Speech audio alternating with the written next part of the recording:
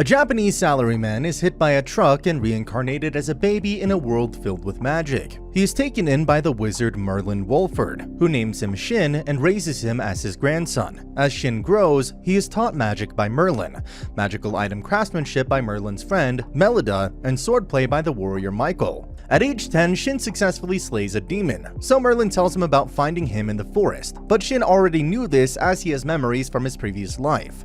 At age 15, Merlin realizes he never taught Shin common sense life skills. He's also hesitant to let Shin enter society, as Shin has been using his previous life's scientific knowledge to invent spells that could turn society upside down. While discussing the issue, Shin learns that his uncle, Dis, big brother Saig, and big sister Chris are actually King Dizium of Earlshield, Christiana of the Royal Guard, and Siegfried of the Court Magician, all old friends of Merlin. It is decided Shin will attend Earlshield Magic Academy to learn about society and make friends, so they move to a house in the city. While exploring, Shin saves two girls from thugs and, having never met girls his own age, is immediately smitten with one of them. The girls, Maria and Sizzlin, also hope to attend the academy. Shin is smitten with Sizzlin, and she also develops a crush on him. Shin earns the enmity of Kurt, who leaves after being scolded by August, King Dizium's son, Shin's cousin. Shin comes first in the exam and has to give a speech. Kurt is furious to discover he is in the A class, while Shin made it to the higher S class. Shin makes changes to the protective spells on his academy uniform. Sizzlin confides to Shin that she has repeatedly rejected Kurt, who is now threatening her. August uses his royal status to force Kurt to leave. Shin invites everyone to his home to ask Merlin and Melida if he can alter Sizzlin's uniform to protect her against Kurt. Melida reveals that this would make Sizzlin's uniform a national treasure level item. Sizzlin tries to refuse, proving to Melida that she is honest and worthy of protection. Dizium asks Shin to never reveal he can create national treasure items, or it could lead to inter-kingdom war, though he does ask for uniforms for August, Julius, and Thor. Shin offers to take everyone home using his teleportation spell, which was also supposed to stay secret. Shin starts escorting Sizzlin to and from school. Shin decides not to join any clubs, so Augustus suggests he start his own, which the entire class insists on joining. So, the Ultimate Magic Study Group is formed. Dizium's council discusses the increase in demon sightings, so Dizium orders an investigation. Kurt's father confronts Kurt about his behavior. Kurt snaps and rants about the worthlessness of commoners and his hatred of Shin, so his father withdraws him from the academy. Augustus wonders why Kurt changed so rapidly, and Thor reveals that Kurt's behavior changed after visiting Mr. Strom, a blind teacher who was exiled from another kingdom. Strom visits Kurt and casts a spell over him. Shin accidentally reveals another secret when he tells his friends he killed the demon when he was 10. Shin suddenly senses a demon before Kurt appears and tries to kill them all, having transformed into a demonoid. Shin forces everyone else to run while he faces Kurt, hoping he can destroy the demon magic while sparing Kurt. But when Kurt begins a spell that would destroy the entire academy, Shin is forced to kill him by severing his head. Augustus warns him that destroying a demonoid will make him famous and his life very difficult for the foreseeable future. Shin theorizes that Kurt was a victim of human experimentation. Shin is presented with a medal for destroying Kurt. Merlin is angered. Shin is involved in politics but accepts it as necessary. Shin's fame means his tutors have to test students wanting to join his study group to keep membership manageable. Dizium explains to his council Shin's theory that Kurt was artificial. Two students managed to join Shin's group, Mark, the son of a blacksmith, and Olivia, the daughter of a restaurant owner. Shin asks Mark to upgrade his sword to better handle his enhancements. The Security Bureau investigates Strom, who expresses remorse at Kurt's death. The investigators invite him to help by studying Kurt's corpse, but once at the castle, the investigators reveal that Kurt's name was never made public. Exposed, Strom destroys part of the castle. Shin engages him in a duel that destroys Strom's mask, revealing that he is not blind but has demonoid eyes. Shin casts a heat ray spell so hot it turns the sand floor to glass, leaving Shin unsure if Strom disintegrated or escaped. Dizium's council congratulates him on his victory, and though he tries to explain his heat ray spell, they have no idea what he's talking about. Strom is revealed to have escaped and survived. Melida is concerned that Shin and Sizzlin are not yet a couple. Shin shares his concern. Strom is alive, so Augustus pays Mark's father to design a new sword. The king of Bluesfia learns from Zest, his spy, that Earlshield is troubled by demons and plans to invade. Shin decides to buy Sizzlin a ring, flustering her until he reveals it's for another defense enchantment, while also promising Shin will never be used in politics or war. Shin decides to help his friends level up, but struggles since casting his spells requires an understanding of science his friends don't possess. Strom and his subordinate, Maria, are shown secretly manipulating Blue Sphere's king. Shin's friends are inspired when Merlin explains that it is possible to learn Shin's spells, showing how he can use Shin's teleportation spell. Shin collects his new sword, which features a detachable blade to make replacing it easier if it breaks. Augustus wonders if the design can be used by the military to cut down costs, especially in the war against Blue Sphere approaching. Despite Dizzyum's promise, Shin decided to join the war if necessary to protect his family and friends. Earlshield defeats Blue Sphere's army, Strom kills the king and destroys Blue Sphere, passing a message to Dizzyum's council. He destroyed Blue Sphere and turned a dozen of its strongest magicians into demonoids under his control. Dizzyum declares that Academy students must train alongside students of the Knight Military Institute, upsetting everyone as Knight students are notorious bullies. Shin forms a team with August, Sizzlin, Maria, and 4 knights: Krace, Miranda, Myun, and Kent. Fed up with the Knights' attitudes, August orders Shin to let the Knights fight demons without them. Shin learns that their team advisors are Siegfried and Christina. After finding a boar demon, the Knights are swiftly defeated, forcing Shin to save them by severing the boar's head. The Knights realize how much they still have to learn, and how important the support of a magician is. Sizzlin heals their wounds, causing 3 Knight boys to develop crushes on her, causing Shin, Maria, and Miranda to become jealous.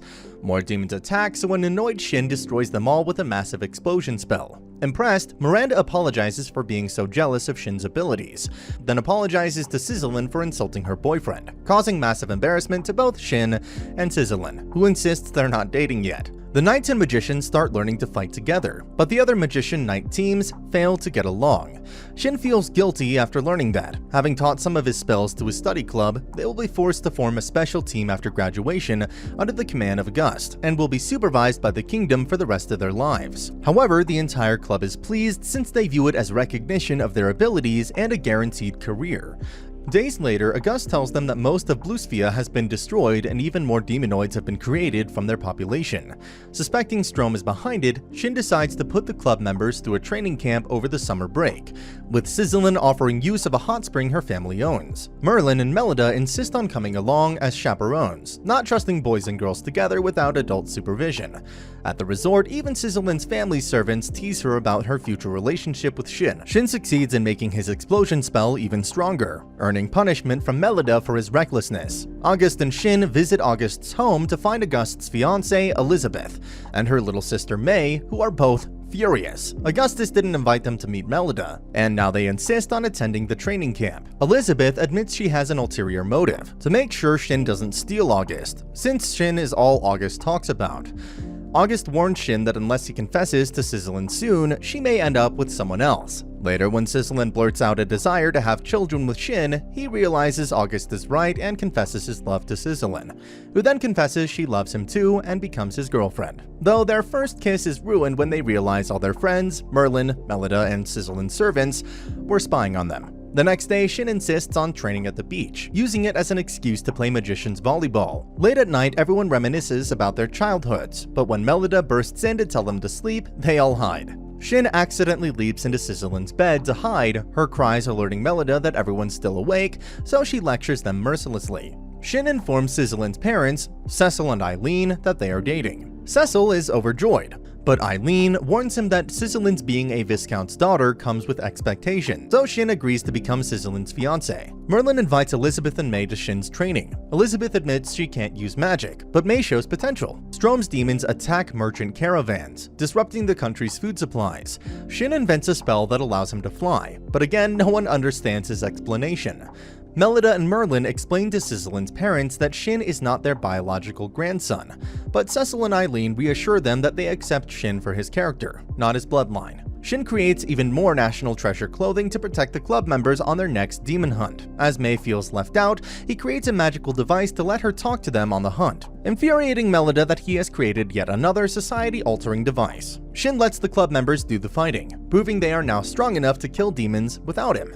Shin and Sizzlin attend a party to announce their engagement. Despite having gone through the formal process of engagement, Shin waits until after the party to privately ask Sizzlin to marry him with an engagement ring.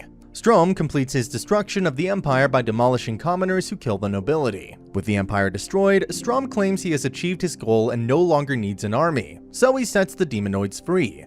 Maria questions his hatred of the Empire, so Strom explains that he was a lord of the Empire, but he disagreed with the Empire's keeping of slaves and made life for commoners as prosperous as possible. The other lords hated him as most of their workforce moved to live on Strom's lands, reducing their tax profits. So King Harold framed Strom for kidnapping commoners living on his land to sell as slaves. The furious commoners set fire to Strom's home, killing his wife, Arya, and their unborn son. Fueled by grief, Strom demonished himself and swore to destroy the Bolsvia Empire. Now having achieved his goal, Strom becomes aimless. Strom sends his subordinate, Lawrence, to convince the demonoids to attack the Swede kingdom of neighboring Earlshield, hoping to draw Shin into a battle and provide Strom with the new goal of destroying Shin. At a ceremony naming August as Thysium's official heir, news reaches them about the attack on Swede. Shin announces he is renaming the club the Ultimate Magicians before they fly to Swede. Shin and the Ultimate Magicians make it to Swede in minutes instead of several days and begin slaughtering the shocked demonoids, while August gives a speech rallying Swede's citizens and soldiers. During the battle, magicians make several discoveries: that all the demonoids are commoners of the destroyed Bolsvia Empire and somehow retain their sanity, and all possess a hatred for the nobility. Sizzlin busies herself with healing the injured. Lawrence observes Shin in secret and is astounded by his magical abilities, coming to believe that he might not have any weakness Strom can exploit. August and Maria face the demonoid's leader, Fabro, and eventually defeat him despite his using defensive magic items stolen from Swede soldiers. With over 100 demonoids dead, Lawrence is shocked not only at Shin's power, but also at the power of the Ultimate Magicians. Nearby, Zest wonders if he should reconsider manipulating Strom into fighting Shin, unsure if Strom would survive. Needing to save Lawrence and as many demonoids as possible, Zest asks Miria to intervene. With Miria as a distraction, Lawrence and the demonoids retreat. Shin fails to heal a man's injuries, but Shin invents a multi-step healing spell, saving the man's life and leaving August wondering how powerful Shin is going to become. August requests Swede form an alliance with Earlshield should either kingdom be attacked. August and Shin decide to travel to as many kingdoms as possible to form alliances and make it possible for Shin to teleport to any kingdom being attacked. Thysium is proud of August and intends to seek alliances with other kingdoms. Merlin and Melida tell Shin to keep August safe on his journey. Elizabeth and Mei insist on going too, as does every Ultimate Magician. Strom is irritated that his subordinates lost to Shin, but requests Miria keep him informed if their plan to conceive a baby together has been successful. Strom is unsure if he should be glad or afraid that he has decided to make defeating Shin his new purpose. Shin and the magician set off for the next kingdom. Merlin and Melida realize they can fully relax for once, only for the magicians to teleport back, revealing they intended to teleport back every night to save money on renting rooms for 14 people. And that's the end of the video. As always, if you liked what you saw, subscribe to the channel. I'll be uploading a lot of videos just like this, so I'll see you at the next one.